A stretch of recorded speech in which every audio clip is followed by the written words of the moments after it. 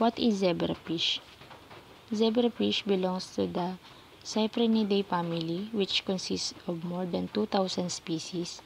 At yung scientific name niya is Brachydanio, pero nabago ito noong 1981 at naging Danio rerio. Ito ay small tropical freshwater fish na matatagpuan sa river basin of India, sa northern Pakistan, sa Nepal, sa Bhutan at sa South Asia. Ang maturation period nila takes only 2 to 3 months, kaya madalas itong ginagamit sa mga research or sa laboratory dahil sa time saving for generating of transgenic lines. Then, yung zebrafish is nagpo-produce siya ng 200 to 300 fertilized eggs weekly and complete the embryogenesis in 72 hours.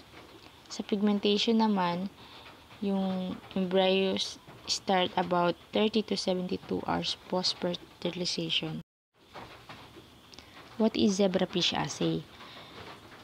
This method can be used to identify concentration of chemicals that cause acute toxicity in fish in aquatic environments. The method uses zebrafish embryos and determine the concentration at which 50% of the embryos do not survive. Example is the lethal, after being exposed to a chemical for 96 hours. Process of zebrafish assay. Zebrafish assay involve a systematic process for conducting experiments using zebrafish as a model organism. First is yung zebrafish maintenance. Maintain yung zebrafish in controlled laboratory condition, lalo na sa temperature, sa lighting at sa water quality. Yung pangalawa is yung embryo collection. Then, collect embryos shortly after fertilization usually at the blastula or gastrula stage. Then, select embryos of the desired developmental stage for experimental use. Yung pangatlo is the experimental treatment. This can include exposure sa drug, sa chemical or genetic manipulation. Then, kung mag-a-add ng substance sa water or direct na i-inject dun sa embryos, yung sa treatment. Next is yung incubation and observation. Incubated treated embryos under controlled condition. Then, magagamit ng microscopic para mas madaling ma-observe at ma-document yung developmental change ng embryos. Then, yung sa zebrafish, dahil nga dun sa transparency niya, mas madali nating makita o mas malinaw na ma-observe yung mas detailed na maintindihan natin yung about sa zebrafish. Panglima is yung data collection. Collect data on relevant parameters depending on the research question. This may include monitoring developmental milestones, assessing gene expression patterns, or observing behavioral changes. Next is yung statistical analysis. Yung sa analyze na yung collected data using statistical method to determine the significance of observed difference and compare yung result between experimental groups and control groups. Next is the results and conclusion. Interpret the results in the context of the research hypothesis, then draw conclusion about the effects of the experiment treatments of zebrafish development or behavior. Next is the ethical consideration. Ensure that experimental procedures adhere to ethical guidelines for the humane treatment of animals, or consider the well-being of the zebrafish throughout the experiment. 9 is the publication and communication. share findings through scientific publication, presentation, and conference or other communication channels. Then, yung process na ito is allow the researchers to gain insights into various biological phenomena, including the developmental process, gene function, and yung effect of the substance of living organism using zebrafish as a model organism. Then, ito naman yung mga pros and cons sa zebrafish assay. Yung sa pros, una is yung genetic similarity. Kasi, yung zebrafish share a high degree of genetic similarity with humans, making them a relevant model for studying human biology and diseases. Pangalawa is yung transparency ng embryos. Zebrafish embryos are transparent, allowing for easy visualization of developmental processes and internal structure. Zebrafish have a short generation time and exhibit rapid development, enabling researchers to observe effect and treatments in the relatively short time frame. Pang-apat is yung cost-effective. Yung zebrafish assay are generally more cost-effective than experiment with mammalian models. Pang-lima is yung regenerative abilities.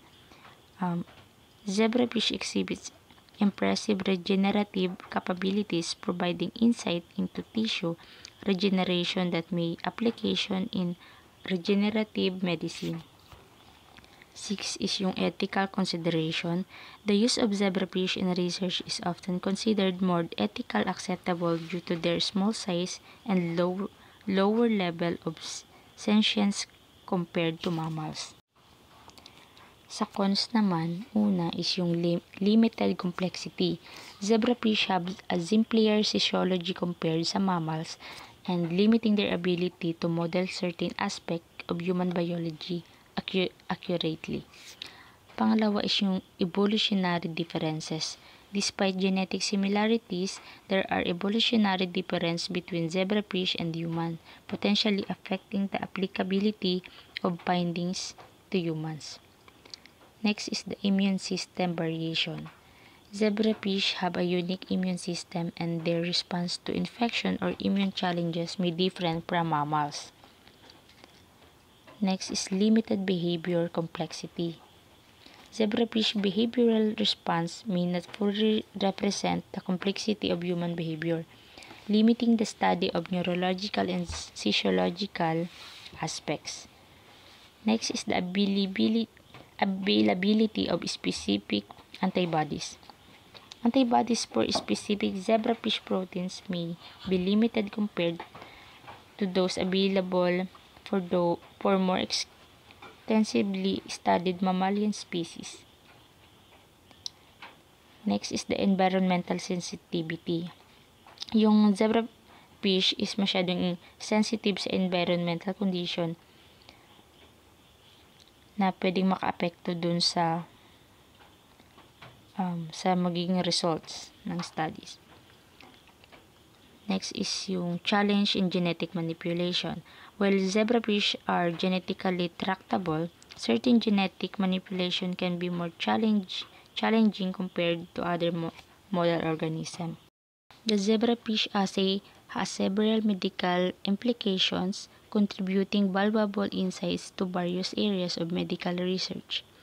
First is yung drug discovery and development. Zebrafish model are utilized in drug discovery to screen and identify potential compounds for treating human diseases. The genetic and physiological similarities between zebrafish and humans enhance the predictive value of drug testing. Next is human disease modeling. Zebrafish can be genetically manipulated to model various human diseases, including cardiovascular disorders, neurodegenerative disease, and cancer. Studying disease progression in zebrafish provides insights into underlying mechanism and potential therapeutic interventions. Next is cancer research. The zebrafish model contribute to cancer research by allowing the study of tumor development, metastasis, and response to anti-cancer drugs. These studies aids in understanding the molecular basis of cancer and testing novel therapeutic strategies. Yung pang-apat is yung neurological disorder. Zebrafish are employed to study neurological development and disorders, providing insight into the mechanisms of brain development and potential treatment for conditions such as Alzheimer's and Parkinson's disease. Next is cardiovascular research. Zebrafish assays are valuable for studying cardiovascular development and diseases. Researchers can investigate heart development, regeneration, and affect the genetic mutation or drugs in the cardiovascular system. Next is the regenerative medicine.